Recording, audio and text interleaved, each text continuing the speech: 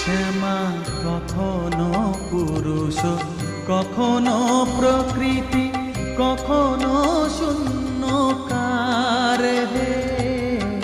কখনো পুরুষ, কখনো প্রকৃতি, কখনো শূন্যকার হে।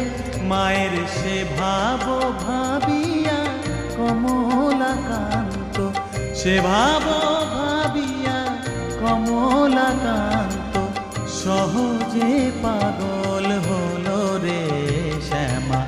মা কি আমার কালো কালো